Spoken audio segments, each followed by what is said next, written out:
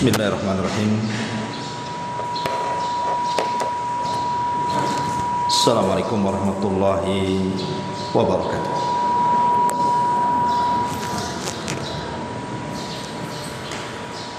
Alhamdulillah wassalatu wassalamu ala Rasulillah wa ala alihi wa sahbihi wa mawalah wa la hawla wa la quwwata illa billahi wa ba'd. Alhamdulillah, di pagi hari ini kita bisa duduk untuk bertalabul ilmi. Salawat dan juga salam kita hadiahkan kepada Rasul kita Nabi besar Muhammad sallallahu alaihi wa ala alihi wasallam. Kita lanjutkan kajian kita, masih membahas tafsir singkat dari surah-surah pendek dalam juz amal, dan kita masuk pada ayat ke-6 dan seterusnya. Kita baca ayat ini. A'udzubillahi minasyaitonir rajim. Bismillahirrahmanirrahim. Yauma tarjufur rajifatu tatba'uha ar-radifatu qulubu yawma idin wajifah absaruha khashi'ah yaquluna inna lamarduduna fil hafirah a idza kunna idhaman nakhirah qalu tilka idzan qarratun khasirah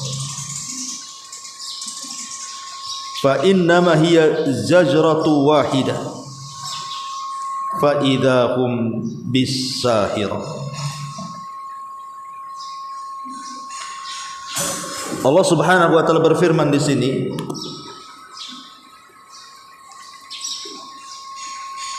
yauma tarjufur rajifah, pada hari ketika tiupan pertama mengguncangkan alam semesta.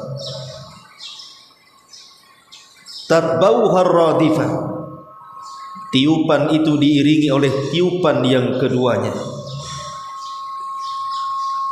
Qulubu yawma idin wajifah, hati manusia pada waktu itu merasakan ketakutan yang bersangatan.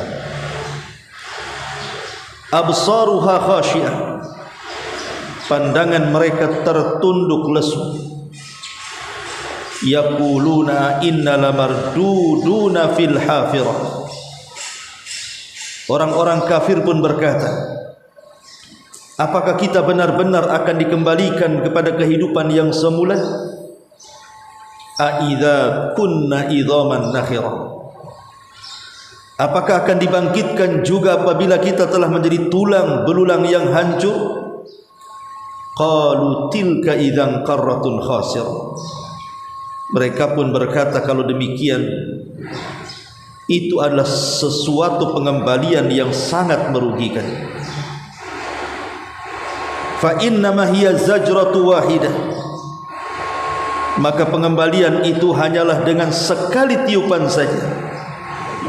Fa idza hum bisahirah, maka seketika mereka hidup kembali di bumi yang baru, maksudnya padang mahsyar. Ma'asyiral muslimat yang dimuliakan Allah Subhanahu wa taala, ayat ini menggambarkan kepada kita tentang situasi hari kiamat. Di dalam hadis yang dikeluarkan oleh Imam Muslim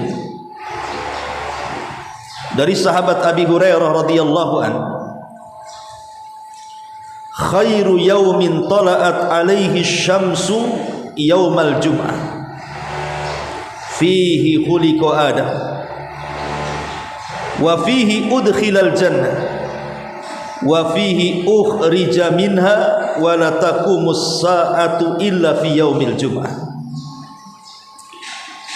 Kata Nabi sallallahu alaihi wasallam, sebaik-baik hari, selama matahari terbit dari awal sampai akhir adalah di hari Jumat. Pada hari Jumat inilah Adam diciptakan, dan pada hari Jumat pula Adam dimasukkan ke dalam sorga, dan pada hari Jumat pula Adam dikeluarkan dari sorga. Dan tidak mungkin tegak hari kiamat kecuali di hari Jumat. Bahkan dalam riwayat yang lain,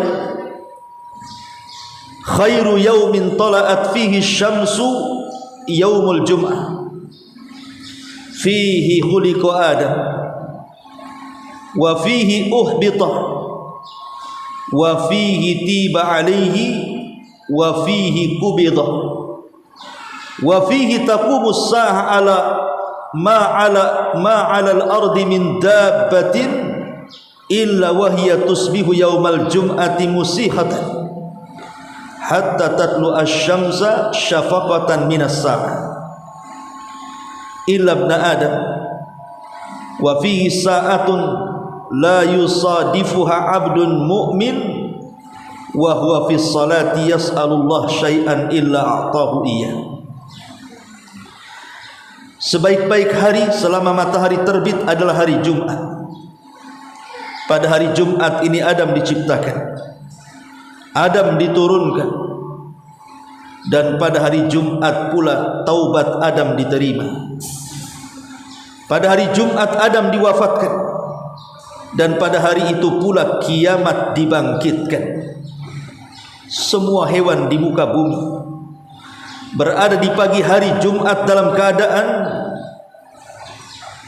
terus melihat dan mendengar sehingga terbitnya matahari, karena mereka takut akan datangnya hari kiamat, kecuali manusia.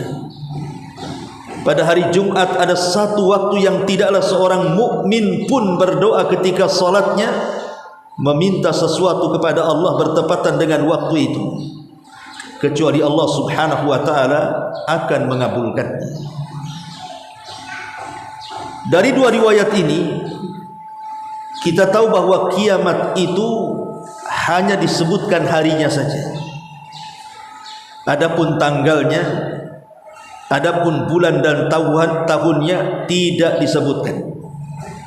Tanggal berapa, bulan berapa, tahun berapa, tidak disebutkan kiamat itu kapan.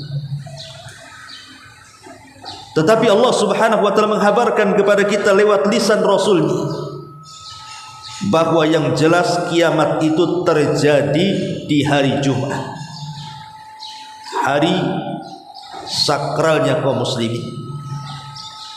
Yang ajaib adalah semua binatang mereka akan merasakan datangnya kiamat. Makanya setiap hari Jumat binatang itu kalau sudah mendekati waktu pagi, antara fajar ke matahari terbit, maka binatang itu akan terus memperhatikan, mendengar dan melihat apakah bumi ini masih tetap ada ataukah dihancurkan. Kecuali manusia. Manusia tidak tahu menahu masalah ini, tapi binatang Allah berikan insting, mampu merasakan akan terjadi kiamat atau tidak. Apabila kemudian tidak terjadi apa-apa, maka mereka senang. Tapi kalau sudah tanda-tanda kiamat muncul, maka mereka ketakutan. Dan ini keajaiban alam semesta Allah Subhanahu wa ta'ala anugerahkan kepada binatang. Dan kiamat itu terjadi antara terbit fajar sampai terbit matahari. Artinya kiamat itu terjadi di pagi hari. Ma'asyiral muslimin, muslimat yang dimuliakan Allah Subhanahu wa ta'ala, disebutkan di dalam beberapa ayat dalam Al-Qur'anul Karim, wa yawma yanfukhu fis suri fafazi'a man fis samawati wa man fil ardi illa man syaa Allah wa kullu atauhu dakhirin. Dan ingatlah hari ketika ditiupkan sangkakala, maka terkejutlah segala yang ada di langit dan segala yang ada di bumi, kecuali sesiapa yang Allah kehendaki. Dan mereka semua datang menghadap Allah dengan merendahkan. An-Naml ayat 87. Kemudian dalam surah Az-Zumar ayat 68-nya Allah katakan, wa nufikha fis suri fasa'iqa man fis samawati wa man fil ard illa man sya'allah thumma nufikha fihi ukhra fa idza hum qiyamun yanzurun. Dan tiuplah sangkakala, maka matilah sesiapa yang ada di langit dan sesiapa yang ada di bumi, kecuali siapa yang dikehendaki Allah. Kemudian ditiup sangkakala itu sekali lagi, maka tiba-tiba mereka berdiri menunggu putusan Allah masing-masing. Dan dalam surah Yasin ayat 51 Allah mengatakan, wa nufikha fis suri fa idzahum minal ajdasi ila rabbihim yansil. Dan ditiuplah sangkakala itu, maka tiba-tiba mereka keluar dengan segera dan cepat dari kubur-kubur mereka menuju kepada Tuhan mereka. Dari 3 ayat ini, An-Naml 87, Az-Zumar 68 dan Yasin 51, bisa kita simpulkan bahwa sangkakala yang akan ditiup Israfil itu 2 kali, walaupun ada yang berpendapat 3 kali. Tiupan yang pertama disebut dengan tiupan kejutan dan kematian. Itulah yang disebut yauma tarjufu rajifah, tiupan kejutan dan tiupan kematian. Adapun tiupan yang kedua adalah tiupan kebangkitan. Itulah yang dikatakan di sini tatba'uha radifah. Jadi yauma tarjufur rajifah, tiupan sangkakala pertama, tatba'uha radifah itu tiupan sangkakala kedua. Ma'asyiral muslimat yang dimuliakan Allah Subhanahu wa taala, orang yang pertama kali mendengar tiupan sangkakala adalah rajulun yalutu haudah, seorang laki-laki yang sedang berbenah telaga tempat minum untanya, kolam tempat minum untanya. Saat dia berbenah memperbaiki kolam itu, tiba-tiba kemudian dia mendengar tiupan sangkakala, maka orang inilah yang pertama pingsan kemudian mati. Kemudian disusul 2 orang yang sedang jual beli pakaian. Apabila sudah selesai mereka melakukan akad dan pakaian pun atau kain itu pun akan diberikan, maka tiba-tiba keduanya mendengar tiupan sangkakala, keduanya pun pingsan kemudian mati. Baru kemudian orang yang sedang minum, belum sampai minuman itu di mulutnya, tiba-tiba dia mendengar suara tiupan sangkakala, dia pun terkejut kemudian dia mati. Kemudian disusul oleh manusia-manusia yang lain. Ma'asyiral muslimat yang dimuliakan Allah Subhanahu wa taala, kiamat ini tidak mungkin menyentuh orang-orang yang beriman. Kiamat pertama, tiupan sangkakala pertama, atau hari kehancuran alam semesta tidak akan menyentuh orang-orang yang beriman. Yang akan merasakan kiamat itu hanya orang-orang kafir saja. Karena sebelum terjadinya tiupan sangkakala pertama, maka Allah Subhanahu wa taala akan kirimkan angin sepoi-sepoi yang berasa dingin rasanya, kemudian menyentuh setiap ketiak yang memiliki sebiji zarah dari keimanan. Angin itulah yang menjemput nyawa-nyawa mereka, sehingga tidak ada yang hidup kecuali orang kafir. Saat itulah Ka'bah sudah tidak ada lagi orang yang berangkat haji. Bahkan Ka'bah dihancurkan oleh seorang laki-laki namanya Dzu Suwaikata ini. Kemudian Al-Quran diangkat dalam satu malam, sehingga Al-Quran hilang dalam catatan-catatan mushaf dan hilang di dalam dada-dada para penghafalnya. Kemudian juga sudah tidak ada lagi orang yang mengucapkan kalimat la ilaha illallah. Maka tidak ada yang hidup kecuali orang kafir di situ. Ketika orang-orang kafir mereka hidup layaknya manusia hidup di dunia, disinilah Nabi SAW mengatakan la taqumus sa'ah illa ala syiraril khalqi. Tidak mungkin tegak hari kiamat kecuali kepada orang yang paling buruk yang hidup di permukaan bumi. Ma'asyiral muslimat yang dimuliakan Allah Subhanahu wa taala, di zaman Nabi ada Arab Badui bertanya soal kiamat. Ya Rasulullah, mata sa'ah? Rasul, kira-kira kiamat itu kapan ya? Nabi tidak menjawab. Kemudian orang Badui ini bertanya lagi, Rasul, mata sa'ah, kapan kiamat? Tapi Rasul tidak mau menjawab sampai 3 kali. Setelah 3 kali baru Nabi SAW mengatakan, anda ini bertanya soal kiamat dari tadi. Wa ma'adadta laha, apa yang kau siapkan kalau memang kiamat itu betul-betul terjadi? Rasul balik bertanya, apa yang kau siapkan dari tadi? Tanya kiamat terus. Maka Arab Badui mengatakan, la syai'a ya Rasulullah, aku tidak memiliki persiapan. Walakinni uhibbullaha war rasul, tapi aku cinta dengan Allah dan Rasulnya. Maka Rasul mengatakan, anta ma'aman ahbabta, kalau begitu engkau akan bersama orang yang kau cintai. Tapi lihat bagaimana Nabi SAW setiap ditanya kapan kiamat, Rasul tidak menjawab. Bahkan ketika Jibril bertanya juga kepada Nabi SAW, mata sa'ah, kapan kiamat wahai Muhammad? Maka Rasul hanya mengatakan, mal mas'ulu anha bi'a'lama minas sa'il. Orang yang ditanya tidak lebih paham dibandingkan orang yang bertanya. Artinya Rasul dan Jibril yang bertanya sama-sama tidak tahu kapan kiamat. Tapi begitulah para nabi. Semua para nabi disibukkan oleh kaumnya dengan pertanyaan satu, kapan kiamat? Kaumnya Nuh datang kepada Nuh bertanya, Nuh, kapan kiamat?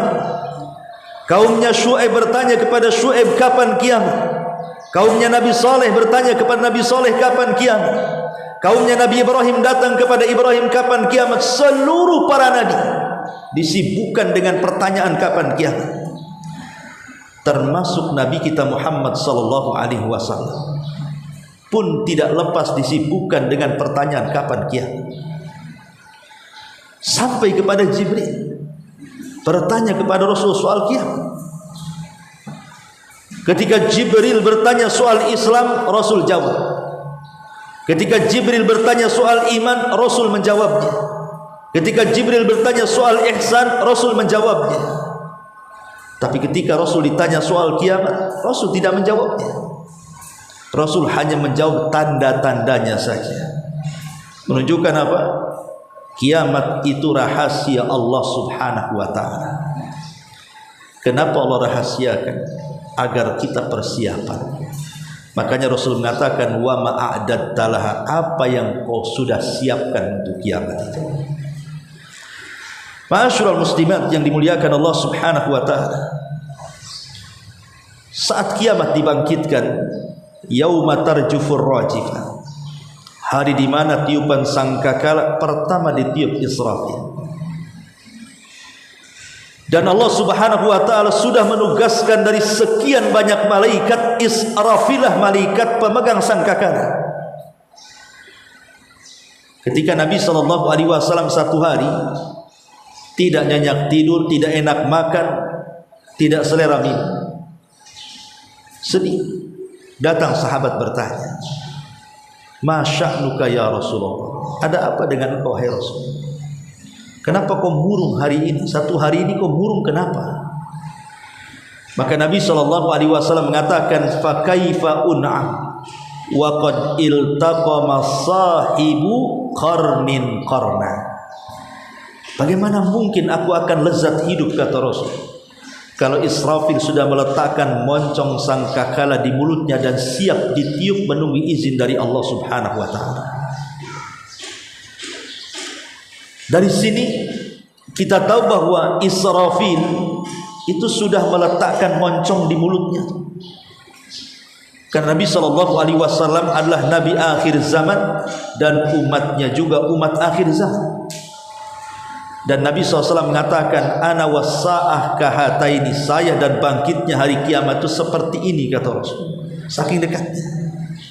Makanya wajar kalau moncong Israfil, moncong sangkakala itu sudah berada di mulut Israfil. Dia tinggal niup saja menunggu perintah Allah Azza wa Jalla.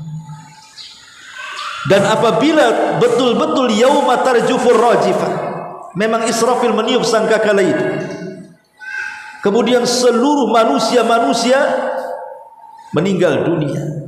Kullu nafsin dha'iqatul maut, tidak ada jiwa kecuali cabut nyawanya.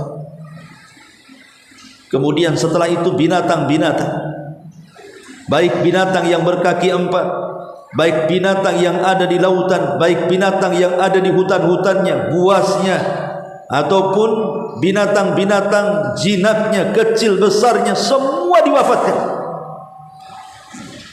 Maka barulah kemudian giliran para malaikat. Setelah kemudian jin, manusia, binatang-binatang mati, baru giliran para malaikat. Dan kita tahu bahwa yang menjadikan stabilnya alam semesta ini adalah malaikat yang bertugas atas izin Allah, kan? Yang memikul arasy malaikat, yang mengatur kehidupan di langit malaikat, yang mengatur kehidupan di dunia malaikat. Ibu bisa bayangkan kalau seluruh malaikat yang ditugaskan Allah untuk menahan langit, untuk mengedarkan seluruh galaksi-galaksi yang ada di langit, tiba-tiba semua mati, apa enggak berantakan itu? Makanya saat kemudian para malaikat diwafatkan Allah Subhanahu wa taala, apa yang terjadi? Yang terjadi adalah kehancuran total alam semesta. Tiba-tiba kemudian bintang berjatuhan, kemudian menubruk satu dengan yang lainnya. Kemudian bola-bola api menerjang bumi, terjadilah gempa dahsyat yang luar biasa. Tercabutnya gunung-gunung. Kemudian keluar larva api, kemudian menyatu dengan lautan. Padahal lautan itu lebih luas 70% dibandingkan daratan, tapi menjadi lautan api ketika itu. Belum lagi kemudian bergoncangnya bumi, gempa di mana-mana. Allah mengatakan, idza zulzilatil ardu zilzalah. Apabila Allah gempakan bumi sekali gempa, Allah katakan zilzalah, gempa diidhofahkan kepada bumi, maknanya tidak ada tempat di bumi kecuali digempakan. Kalau sekarang ada gempa di Jogja, di sini tidak. Ada gempa di Lombok, di sini tidak. Alhamdulillah. Tapi pada hari kiamat melalui kemana semua digempakan. Gunung-gunung yang merupakan pasak bumi dicabut dan dibentur-benturkan di langit, sehingga gunung yang kokoh seperti kapas yang berhamburan ditiup angin. Maka akhirnya kemudian ketika tidak ada makhluk lagi yang hidup, tidak manusianya, tidak jinnya, tidak malaikatnya, tidak manusianya, tidak binatangnya, tidak ada makhluk kecuali Allah Subhanahu wa taala. Kullu man 'alaiha fan, semua dibinasakan kecuali Allah Dzul Jalali wal Ikram. Disitulah Allah Subhanahu wa taala melirik bumi yang sudah dihancur-hancurkan itu. Kemudian Allah berbicara dengan bumi. Limanil mulkul yaum. Limanil mulkul yaum. Kekuasaan ini milik siapa? Ainal muluk wa abnaul muluk. Di mana raja dan anak-anaknya? Ainal mutakabbirun, di mana orang-orang yang congkak dan sombong itu? Di mana mereka? Limanil mulkul yaum. Kekuasaan ini milik siapa? Tidak ada yang jawab. Tidak ada manusia, tidak ada jin, tidak ada binatang, tidak ada malaikat. Siapa yang jawab? Allah yang menjawab sendiri. Lillahil wahidil qahhar, kata Allah. Allah mengatakan semua kekuasaan ini lillah, hanya milik Allah. Wahidil qahhar, zat yang maha esa, yang maha perkasa. Maka ketika itu Allah subhanahu wa ta'ala membiarkan alam semesta ini selama 40. Tidak diketahui apakah 40 hari, ataukah 40 bulan, ataukah 40 tahun. Allah biarkan seperti itu, kehancuran yang merata di alam semesta.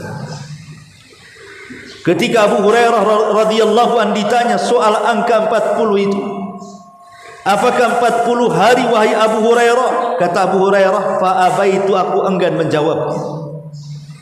Apakah 40 bulan wahai Abu Hurairah? Fa'abaitu, kata Abu Hurairah, aku enggan menjawab. Apakah 40 tahun wahai Abu Hurairah? Fa'abaitu, kata Abu Hurairah, aku enggan menjawab. Yang jelas aku mendengar Rasul di angka 40. Itulah jeda antara tiupan pertama ke tiupan yang kedua. Bisa 40 hari, bisa 40 bulan, bisa juga 40 tahun, wallahu a'lam. Tetapi kalau sudah lewat 40, disitulah yang pertama kali Allah subhanahu wa ta'ala bangkitkanlah Israfil, karena dia harus meniup sangkakala yang kedua. Tatba'uha radifah. Apa yang terjadi? Itulah yang difirmankan Allah subhanahu wa ta'ala tadi, di mana Allah subhanahu wa ta'ala mengatakan wa nufikha fis suri fa idzahum minal ajdasi ila rabbihim yansirun. Dan ditiuplah sangkakala, maka tiba-tiba mereka keluar dengan bersegedar dari kuburan mereka menuju Tuhan mereka untuk mempertanggungjawabkan semua perbuatan mereka di dunia. Ketika manusia mulai dibangkitkan dan bumi tempat dibangkitkan sudah bukan bumi yang kita pijak. Yauma tubaddalul ard ghairal ardi, pada hari kami ganti bumi dengan bumi yang baru. Bukan bumi yang kita pijak dilenyapkan kemudian Allah ciptakan bumi yang baru, tidak. Tetap bumi ini juga yang dipijak kita, bumi padang mahsyar itu. Dan bumi padang mahsyar itu dimulai daripada Syam, Palestina.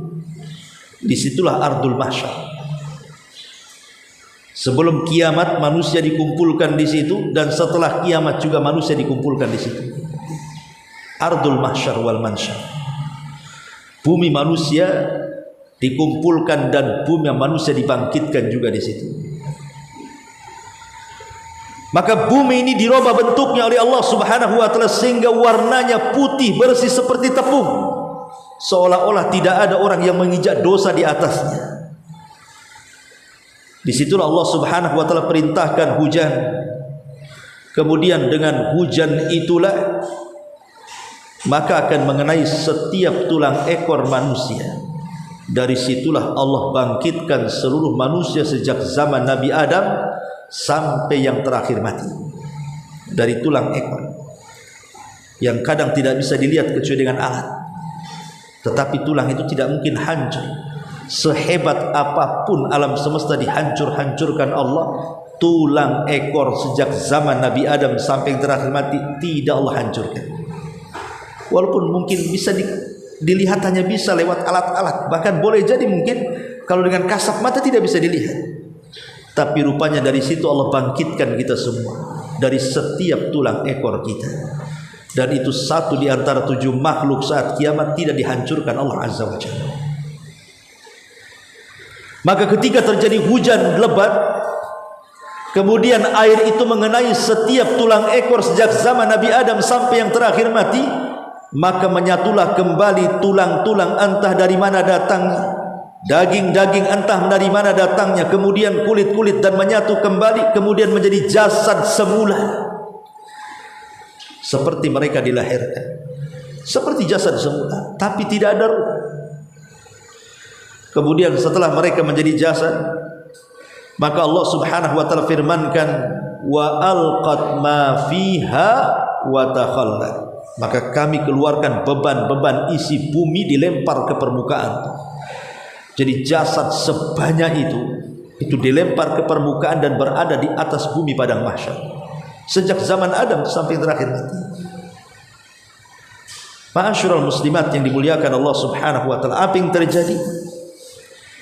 Maka saat itulah Israfil diperintahkan untuk meniup sangkakalanya.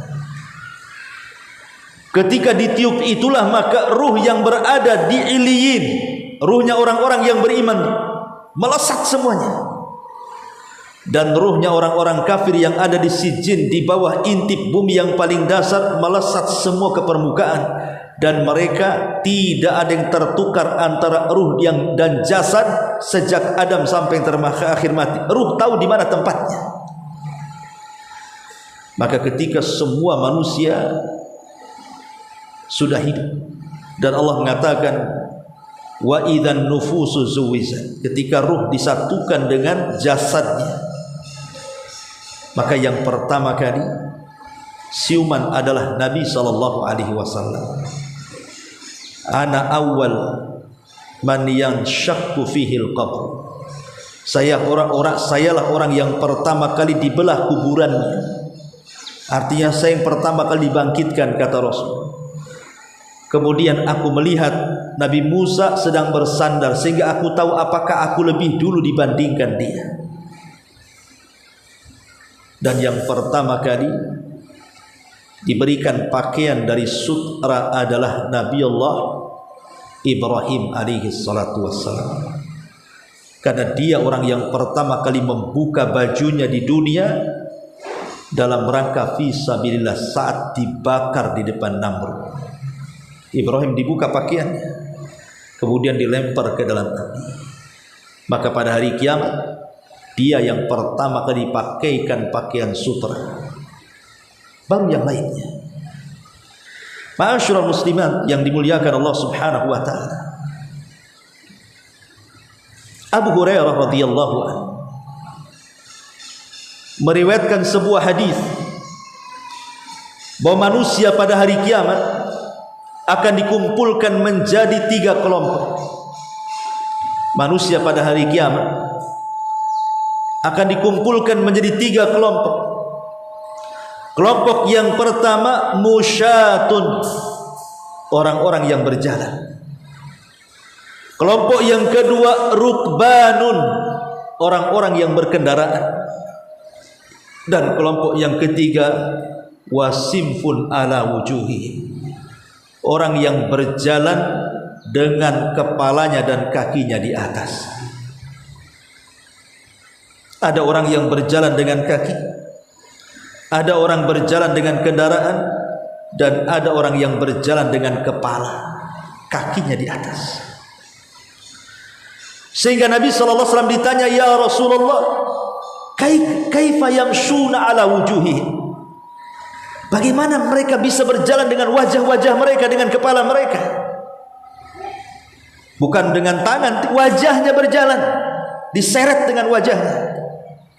Seperti kita lihat cacing yang menyeret badannya tanpa kaki, begitulah dia berjalan dengan wajahnya diseret, kakinya di atas. Sehingga Rasul ditanya, kok bisa ya Rasulullah, kok ada orang yang berjalan di atas wajah-wajah mereka ini? Maka Nabi SAW mengatakan, innalladzi amsyakum ala arjulihim qadirun ala an yamsyiakum ala wujuhihim. Zat yang telah memperjalankan engkau di dunia dengan kedua kaki, dia sanggup juga di akhirat memperjalankan manusia dengan wajah mereka. Itulah jawaban Nabi SAW. Ma'asyiral muslimin, muslimat yang dimuliakan Allah Subhanahu wa taala, ketika manusia dibangkitkan, Nabi SAW bersabda dari hadis Aisyah ummul mukminin radhiyallahu anha. Kata Aisyah radhiyallahu anha, yuhsyarun nas yaumal qiyamati khufatan uratan ghurlan, wa fi riwayati buhman. manusia akan dikumpulkan dan dibangkitkan dalam kondisi telanjang tanpa berpakaian, tanpa beralas kaki, khufatan tidak beralas kaki, kemudian uratan tanpa pakaian sehelai di badan, ghurlan dan kembali tidak dikhitan. Artinya kulit yang pernah dibuang akan dikembalikan, karena kulit itu akan jadi saksi di hadapan Allah, sehingga tidak boleh ada yang kurang dalam badan kita. Maka dikembalikan. Yang sudah dikhitan dikembalikan supaya menjadi saksi, harus lengkap di hadapan Allah. Ma'asyiral muslimat yang dimuliakan Allah, dalam riwayat Buhman, tanpa membawa harta satu pun di badan. Kalau sudah seperti ini, apa yang disombongkan? Karena semua dibangkitkan sama. Tidak presidennya, tidak menterinya, tidak pejabatnya, tidak juga rakyatnya, tidak orang kayanya, tidak orang miskinnya, tidak laki-lakinya, tidak perempuannya. Semua dibangkitkan sama, tanpa sandal, tanpa pakaian, tidak dikhitan dan tidak membawa harta di badan. Lalu apa yang disombongkan di hadapan Allah Azza wa Jalla? Sehingga Aisyah radhiyallahu anha yang memiliki sifat malu yang luar biasa bertanya kepada Nabi SAW, "Ya Rasulullah, kalau semua orang telanjang nampak aurat satu dengan yang lainnya, malulah kami wanita. Aurat kami akan dipandang oleh laki-laki."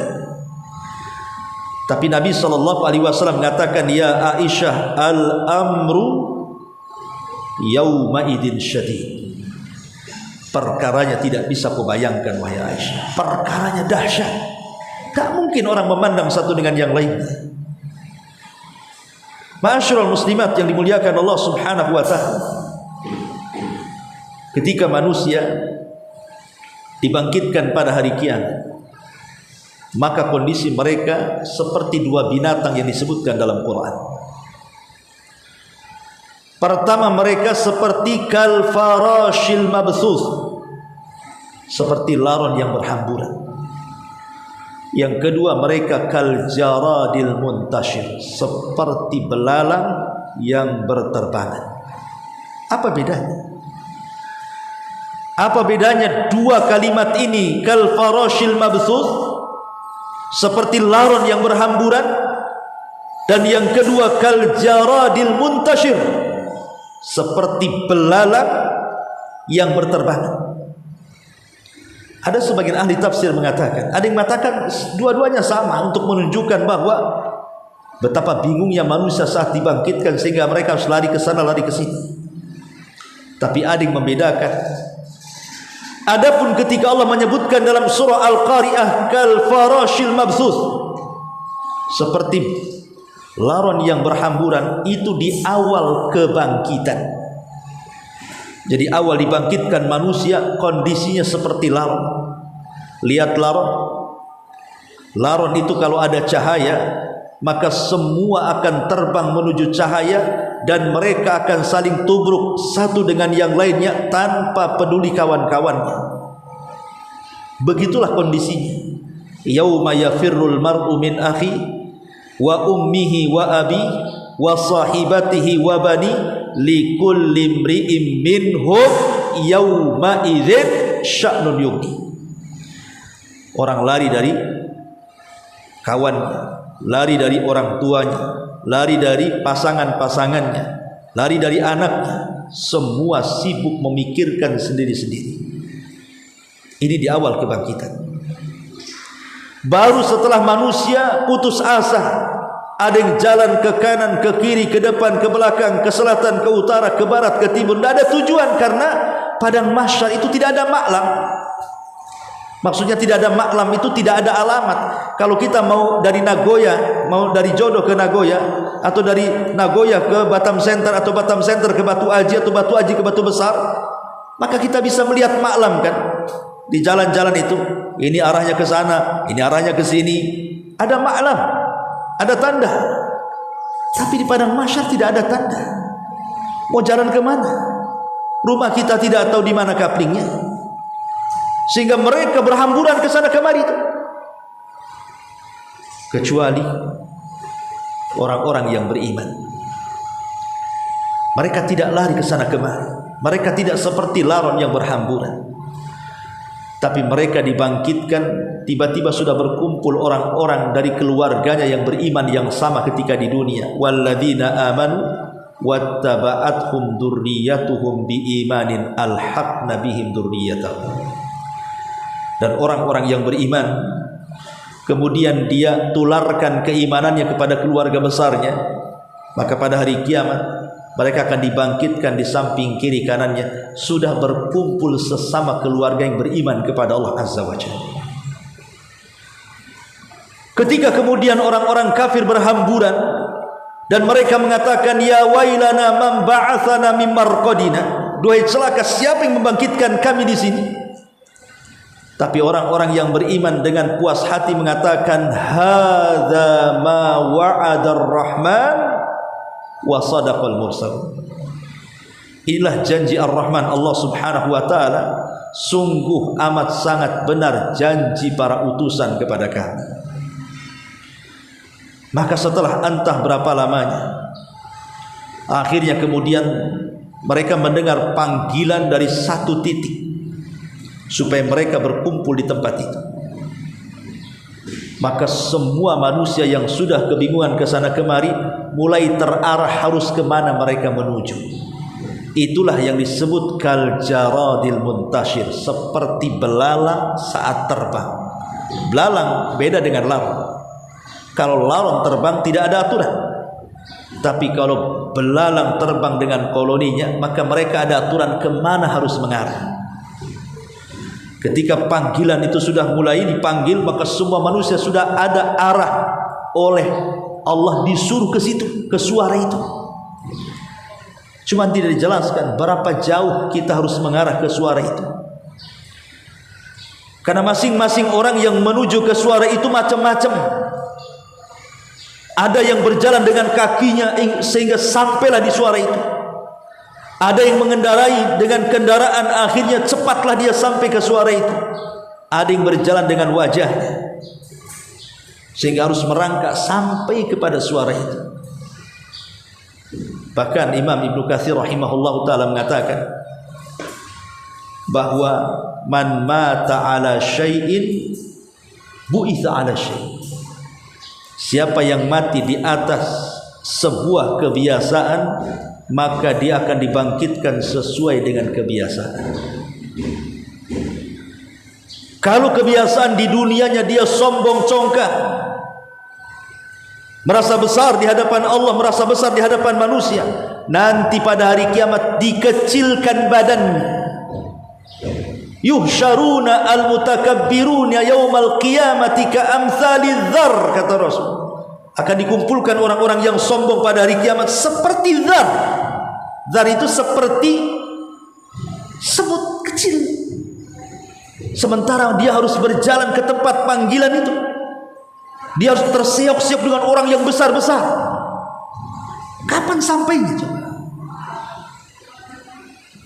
Ada orang yang kemudian dibangkitkan sementara tidak ada daging melekat di wajah. Mereka lah orang-orang yang ketika di dunia suka meminta-minta, tanpa ada alasan yang benar dia meminta-minta. Bahkan pada hari kiamat ada orang yang berjalan pincang seperti orang yang berpoligami dan tidak adil. Pincang jalan, miring. Kapan sampai? Bahkan ada orang yang kemudian dibangkitkan oleh Allah Subhanahu wa taala sementara mereka berhamburan dengan darah, meminum racun, terlilit lehernya, boleh jadi saat kematiannya disebabkan karena bunuh diri dia. Tapi itu orang-orang yang berdosa. Maka orang-orang yang beriman pun sama. Ada yang ketika dibangkitkan tiba-tiba dia mengatakan labbaik Allahumma labbaik, karena saat di dunia dia mati sedang haji atau umrah. Ada yang dibangkitkan dia baca Al-Quran, karena ketika mati dia sedang membaca Quran. Ada yang dibangkitkan sedang berzikir lisannya, karena ketika dia mati di atas zikir kepada Allah Azza wa Jalla. Maka orang dibangkitkan itu sesuai dengan kematian. Dan ketika itu ma'asyiral muslimat yang dimuliakan Allah Subhanahu wa taala, kondisi manusia terbagi menjadi 5 kelompok. Manusia akan terbagi menjadi 5 kelompok. Yang pertama ashabul fatrah. Siapa ashabul fatrah? Orang-orang yang hidup di antara 2 nabi. Nabi pertama sudah hilang ajarannya, nabi kedua pula belum muncul pula ajarannya, sehingga dia tidak mendapatkan ajaran nabi lama dan tidak mendapatkan ajaran nabi baru karena mati sebelum diutus. Tidak tahu syariat. Atau boleh juga dikiaskan orang-orang yang hidup dalam hutan belantara.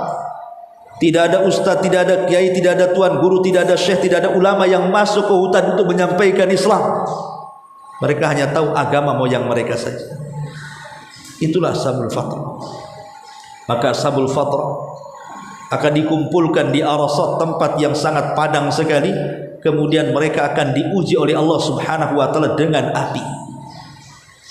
Siapa yang masuk ke dalam api itu, maka dia masuk ke dalam sorga. Dan siapa yang tidak mau masuk ke dalam api itu, Allah masukkan ke neraka. Apakah dikekalkan dalamnya? Wallahu a'lam. Kemudian yang kedua, selain ashabul fatrah, mereka adalah orang-orang yang mati sebelum balik. Bayi-bayi. Boleh jadi mungkin baru lahir dia meninggal, baru usia 5 tahun dia meninggal. Seperti hari ini, lihat bagaimana anak-anak kecil yang belum balik dibombardir di Palestina oleh Israel. Anak-anak kecil tidak berdosa, mereka harus mati. Bayangkan ibu-ibu mereka merasa rumah sakit itu tempat yang aman. Akhirnya anak-anak mereka dititipkan rumah sakit, tiba-tiba dibom pula rumah sakit itu. Bayangkan anak-anak kecil bergelimpangan nyawa. Dan pada hari kiamat, di mana mereka? Ada yang mengatakan bahwa tergantung orang tuanya. Kalau orang tuanya beriman, maka akan disertakan dengan orang-orang yang beriman. Kalau orang tuanya kafir, maka akan disertakan dengan kekafiran. Tapi pendapat yang kuat tidak. Anak-anak yang belum balik dari kalangan orang kafir, ataupun anak orang-orang yang beriman, maka mereka akan Allah Subhanahu wa taala masukkan ke dalam surga. Walaupun kemudian menjadi perselisihan para ulama tentang anak-anak kecil. Ada yang mengatakan mereka di surga. Ada yang mengatakan mereka digabungkan dengan ashabul a'raf yang berada di antara neraka dan surga itu. Ada juga yang mengatakan tergantung bapak-bapaknya. Kalau bapaknya kafir ya di neraka, kalau bapaknya di sorga dia masuk sorga. Ada juga ulama mengatakan tawakuf, tidak mau komentar.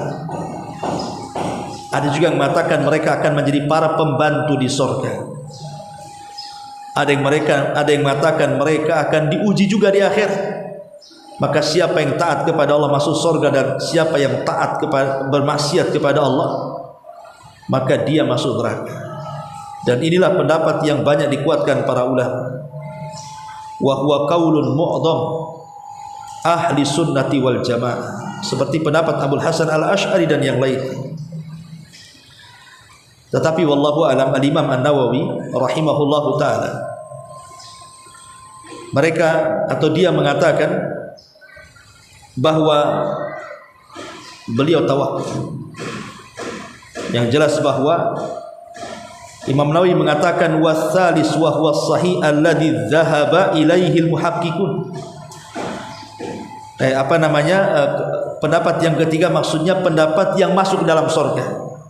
Jadi mereka semua bayi-bayi itu, baik bayinya orang kafir atau bayinya orang yang beriman, semuanya akan masuk ke dalam surga.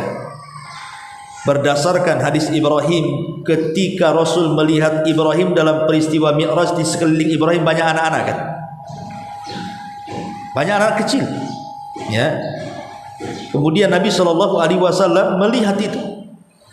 Dari sini para ulama mengatakan bahwa Anak-anak kecil itu semua masuk surga.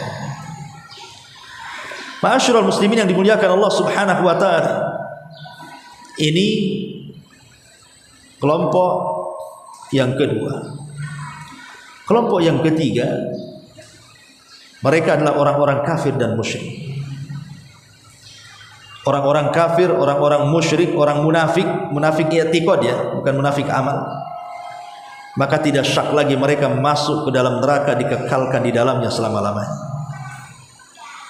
Adapun yang keempat, orang-orang yang beriman. Maka orang-orang yang beriman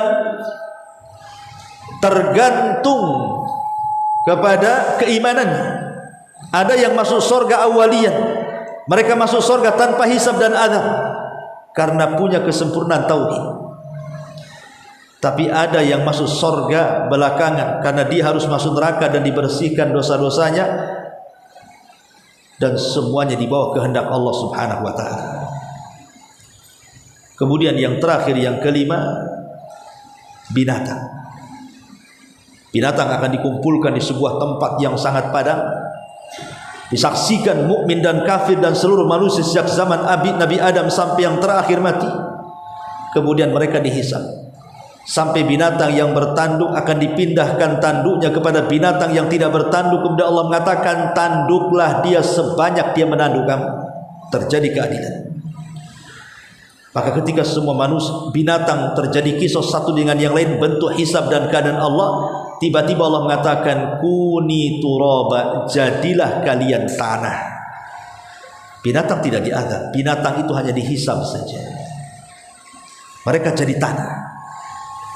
Maka orang-orang kafir ketika melihat binatang jadi tanah, mereka pun mengatakan, ya laitani kuntu turaba, duhai kiranya aku pun jadi tanah seperti binatang itu.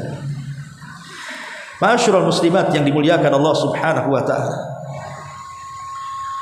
Manusia ketika di padang mahsyar ada beberapa kekhususan. Kekhususan yang merupakan manusia-manusia yang ada di padang mahsyar. Yang pertama, tadi sudah dijelaskan, mereka tidak berpakaian, tidak dikhitan, tidak beralaskan sandal, dan tidak membawa harta di badan. Yang kedua, wajah-wajah mereka tertunduk. Wa'anatil wujuh lil hayyil qayyum wa qad khaba man hamala zulma. Semua wajah tertunduk di hadapan Allah yang maha hidup lagi maha mengurus makhluk-makhluknya. Sungguh rugi orang yang membawa kezaliman saat itu. Qulubun yauma idin wajifah.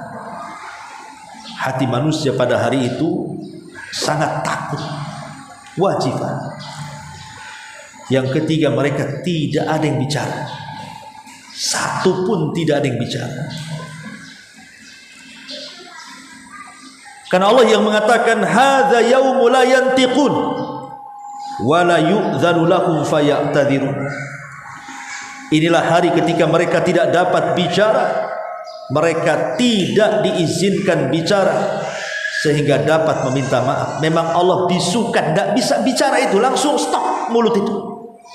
Allah buat bisu semuanya supaya tidak ada orang yang minta maaf. Yang keempat, mereka dilupakan oleh keluarga. Lupa keluarga dan dilupakan oleh keluarga.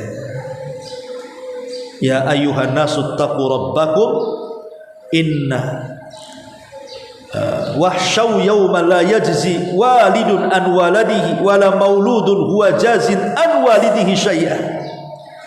Wahai manusia, bertakwalah kepada Tuhanmu dan takutlah akan hari yang ketika itu seorang bapa tidak dapat membela anaknya dan seorang anak tidak pula mampu membela bapaknya. Bahkan mereka tidak mau saling ketemu, nggak mau ketemu. Istri tidak mau ketemu dengan suami, suami pun tak mau ketemu dengan istri, anak tidak mau ketemu bapak, bapak pun tak mau ketemu anak. Kenapa? Karena takut dimintai pahalanya. Dulu kamu jadi seorang istri, hakmu kurang menjadi seorang istri, kau zalim kepadaku, mana pahalamu? Istri terbalik ngomong sama suami, kau dulu tidak bertanggung jawab juga, kau punya dosa kepadaku, sini pahalamu. Karena takut dituntut satu dengan yang lainnya, makanya keluarga itu dilupakan. Pada hari ketika manusia lari dari saudaranya, lari dari pasangannya, lari dari ibu bapaknya, karena takut dituntut haknya masalahnya. Lah hari itu manusia tidak mau ketemu orang. Dan itu khususan di padang mahsyar. Dan kondisi mereka berlutut di hadapan Allah. Wa tara kullu ummatin jathiyah. Pada hari itu engkau lihat setiap umat berlutut kepada Allah Subhanahu wa ta'ala. Dan kita bisa bayangkan, matahari didekatkan 1 mil di atas kepala, kemudian keringat bercucuran sampai 70 hasta keringat itu. 70 hasta. Jadi keringat yang kita keluarkan itu dimakan oleh bumi, sampai bumi pun kemudian sudah tidak ada lagi yang bisa diserapnya. Akhirnya kemudian keringat itu terpaksa kemudian mengalir di atas bumi sepanjang 70 hasta, yang kalau perahu dijalankan bisa jalan di atasnya. Maka manusia kepanasan ketika itu. Sehingga Allah, Rasulullah SAW mengatakan, tudna syamsu yaumal qiyam. Pada hari kiamat matahari didekatkan jaraknya terhadap makhluknya hingga tinggal 1 mil. Perawi hadis sampai khilaf, apa yang dimaksud mil dalam hadis ini? Ada yang mengatakan mil itu jarak, ada yang mengatakan mil itu alat untuk bercelak. Gagangnya celak itu disebut mil dalam bahasa Arab. Kalau seandainya mil itu maksudnya gagang celak, berarti persis 1 jengkal di atas kepala. Tapi kalau dimaksud mil itu jarak, berarti masih jauh. Tapi di dunia saja, Bu, kalau seandainya matahari keluar dari garis edarnya, sedikit saja mendekati bumi, bumi sudah terbakar. Kalau matahari menjauh dari bumi, maka bumi akan beku. Makanya Allah letakkan di porosnya. Bagaimana kalau matahari di atas kepala? Luar biasa. Tapi ada orang-orang yang mendapatkan naungan dari panasnya matahari. Yaumala sab'atun yudhilluhumullahu fi dhillihi yaumala dhilla illa dhilluh. Ada orang-orang yang akan mendapatkan naungan, tidak akan kepanasan dengan matahari, karena dia mendapatkan naungan arsy Allah Subhanahu wa ta'ala. Dan mereka ada disebutkan kelompok-kelompoknya 7 kelompok. Dan ketika itu manusia berada di padang mahsyar, sehingga mereka harus mempertanggungjawabkan perbuatan mereka di hadapan Allah Subhanahu wa ta'ala. Wallahu a'lam. Inilah kondisi sekelumit tentang peristiwa tiupan sangkakala yang pertama dan tiupan sangkakala yang kedua. Wallahu a'lam. Sampai di sini. Silakan kalau ada yang bertanya.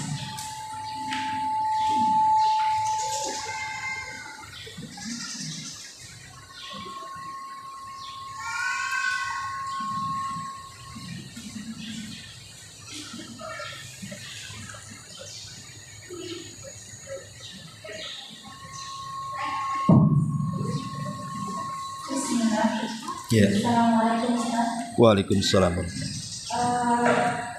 Dari pembahasan yang terakhir ya Ustaz, manusia di padang mahsyar ada yang hal yang kekhususan yang 3 yang kita bahas tadi. Yang ketiga, tidak ada yang berbicara. Tadi Ustaz sudah jabarkan apa maksud tidak ada yang berbicara. Yang anak tanyakan Ustaz, ketika itu seperti yang digambarkan di dalam surat Al-Abasa ya Ustaz, manusia semua lupa, yang mereka pikirkan hanya dirinya sendiri. Yang anak tanyakan, kapan itu ketika seorang istri bisa membantu suaminya, anak hafalan Al-Qur'annya, teman baiknya, apa ketika setelah duduk di surga ya Ustaz? Iya. Bismillahirrahmanirrahim. Kapan keluarga bermanfaat bagi keluarga yang lainnya? Kita tahu bahwa di akhirat itu ada yang namanya proses syafaat. Proses syafaat. Dan proses syafaat itu adalah salah satu dari rangkaian perjalanan kehidupan manusia setelah kematian. Kapan itu? Memang kita tidak bisa memberikan tartib secara jelas, ini perkara gaib. Apakah kemudian syafaat itu diakhirkan atau ditengahkan atau di mana letaknya, wallahu a'lam. Ya. Tapi yang jelas bahwa ada namanya proses syafaat. Dan yang pertama kali memberikan syafaat siapa?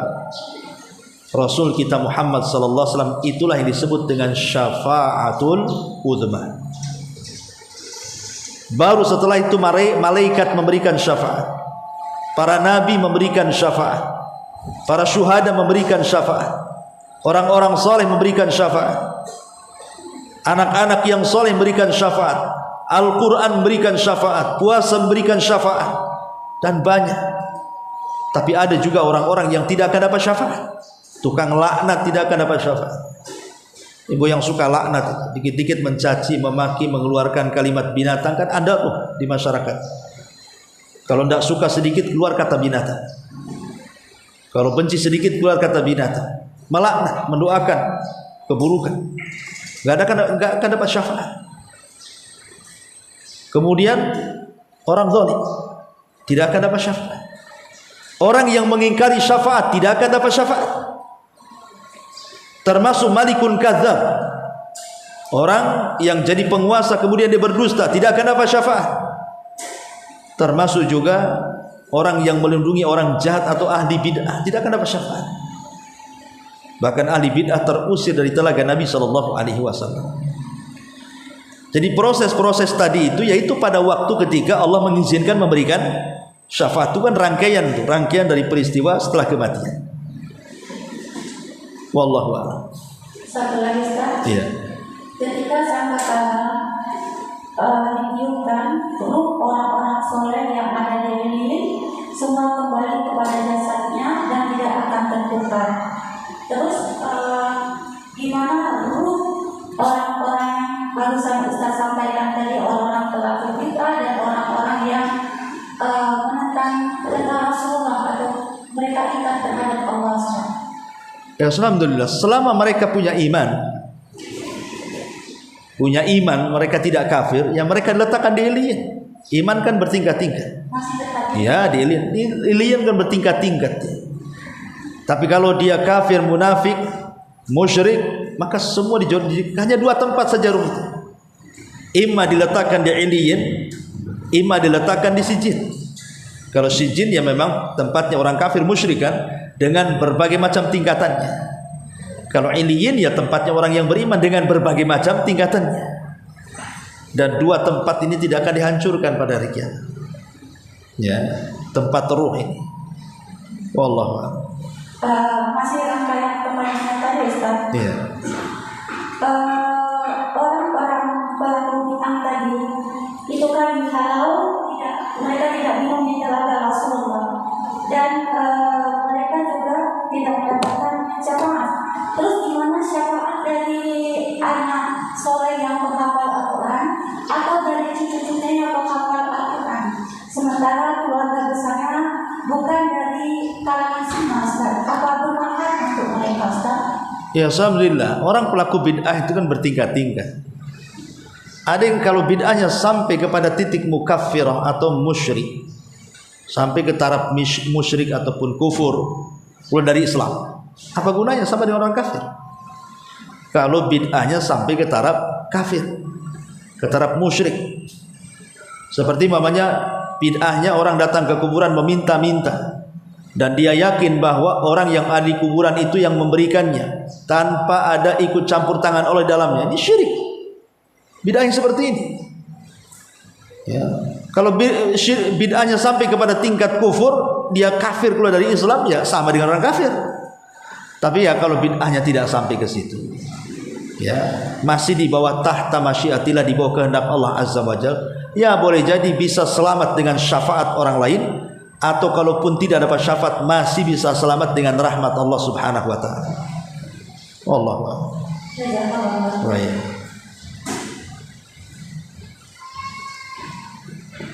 Siapa? Baik, alhamdulillah kalau sudah kita tutup dengan doa kafaratul majlis. Subhanaka bihamdika asyhadu an la ilaha illa anta astaghfiruka wa atubu ilaik. Allahumma